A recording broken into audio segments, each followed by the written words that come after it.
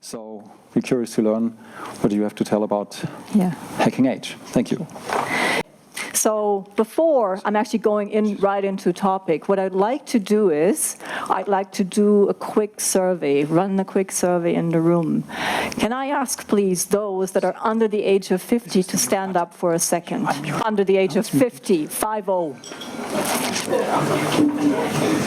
Oh my God. Can you please sit down again? Can I now ask the ones that are above 50 to stand up? I know this is not a very gallant question to ask the ladies. Okay, thank you. Can you please sit down? The reason why I did this is not to get you into exercise, which is always good because the brain needs blood and the feet need blood anyway. That's not my point. My point being that I'm going to talk today about a group which is in the minority, unfortunately, which is actually against statistics, but I'll talk about that later. There's one point that I want to make, that us, let's say us, the ones that are the minority in this room, actually are not necessarily a minority when you look at it from a statistical point of view, at least today. If you look at the normal distribution, which is kind of skewed towards people 50 plus in the workforce. I also want to make a point, if that is the case, that we are not just a minority, but something to be considered, how come that for some reason we find it difficult to get promotions, to get the more interesting assignments if we're inside an organization? And how come that if we want to find a new job, that it's also quite difficult? Something is not working there. And I wonder whether you can follow me in that regard, because I want to make a point that there is something I would call ageism.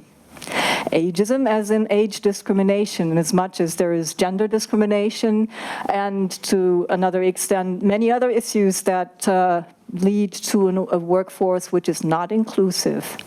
So my key point today will be in the 8 minutes, I'm just looking here, that I want you to be more aware of the fact that there is a group out there that is 50 plus, that is not a minority from a numbers point of view, that has actually something which is a willingness to be participating, to be very active in the workforce, but for some reason is being excluded. And I hope I can raise your awareness a little bit in this regard. I also hopefully will have a few minutes to talk about what are some organizations doing in order to be more inclusive, also from an age point of view. And I think I won't have time for Q&A, I understand, but later on through the panel and hopefully over drinks, we can elaborate more on that subject. So let's get into matters. Let's see if I'm, okay, yeah. Before I dive into the boring numbers, I would like to do a little bit of a fun thingy, and let's hope this works here. Can I push this from here, or do I have to go here? I want you to give an insight into how Hollywood treats ageism.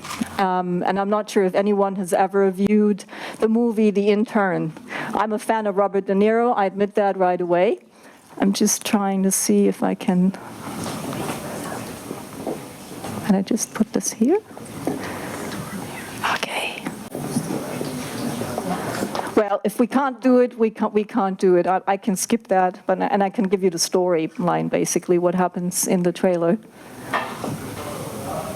Well, once they try it, let me give you the storyline. It's Robert De Niro starring as a 70-year-old who actually manages to secure himself a job as an intern in this very fancy startup-type company which is into fashion. It's managed by a female CEO, so it's started by Anne Hathaway. And the first couple of minutes of that trailer actually have Robert being interviewed by the HR officer, who turns out to be a 20-something, and he sits there and is very engaged in that conversation, and he asks Robert De Niro, so there is one thing I want you to really think about hard, which is very important in our company.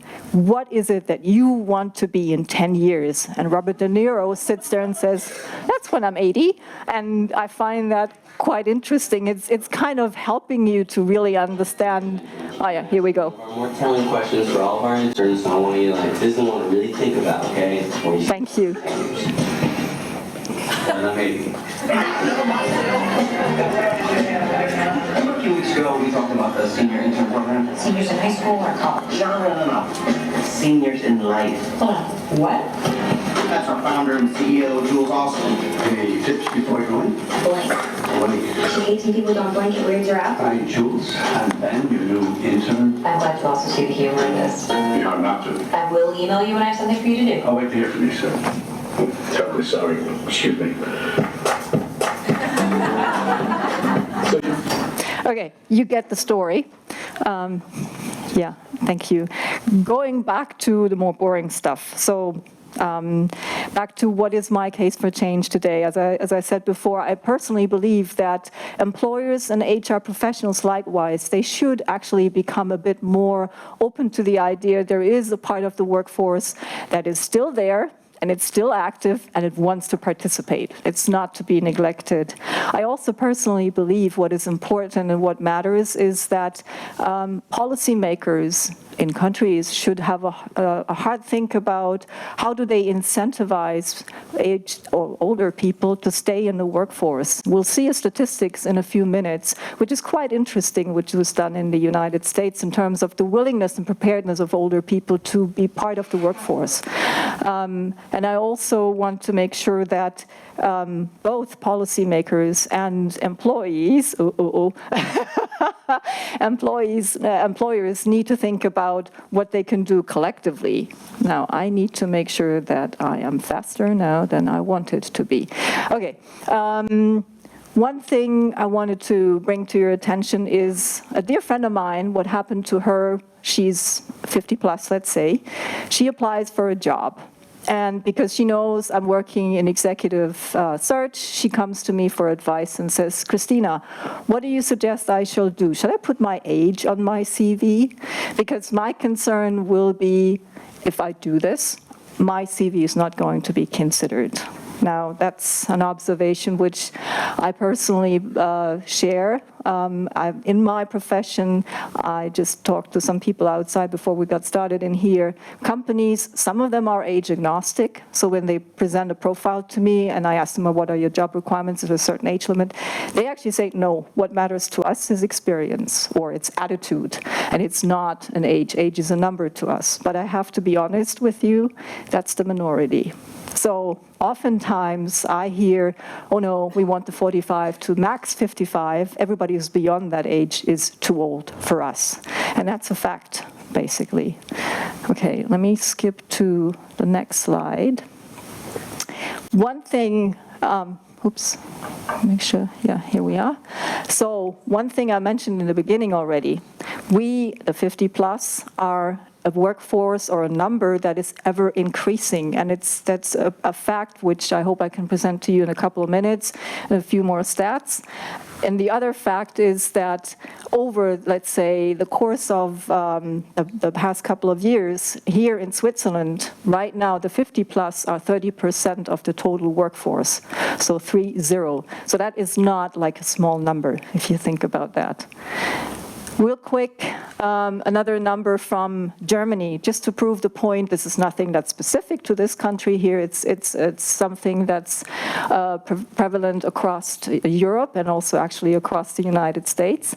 What you'll find is that over the course of, let's say, 15 years or so, that's what those numbers here indicate, that the number of people who are 55, 50 and plus have actually increased as part of the workforce in Germany. Another statistic, which I'm not going to bore you with numbers, but just real quick. In the UK, people were surveyed, around 2,000 or so people responded, and they were asked, what is it that actually prevented you from getting a new job? And about 25% or so said it was my age. I felt that I was not considered for a role because I was too old, basically. And the plea from that survey was to HR professionals, to recruitment firms like myself, is to consider, okay, what is it that people at a certain age will need from us in order to find jobs? For example, help them how to write their CVs, make sure that they understand what is really a sellable skill that they have, and present it better. And because it's already very, very late, let me just real quick give you that statistics here because I find that extremely interesting. Survey in the United States, people were questioned, about 1,700 or so, was done by a Stanford Business School associate professor. Basically found out that out of these 1,700 or so respondents, 40% said, if I could go back to work, I would do this right away. 60% actually said, I would come back to work if my schedule would be more flexible. 40% of the same group said, I am actually prepared to take a pay cut by 10%. And another 20% said, I'm prepared to take a pay cut by 20% if I can go back to work. So I just pause here for a second and then I come to the closure because I need to pay attention to timing here. And we talk about what can be done later on. Basically what I wanted to say is we are not a small number. The other fact is we want to work, and we are certainly people who want to learn because learning is a lifelong process. And yeah, that's what I can say for right now. And later on we can talk about what are, say, best case examples that I'd like to share with you through the panel discussion, where I personally feel there are companies out there that try to do something about it, which I find actually honorable. Thank you for your attention and sorry for running out of time.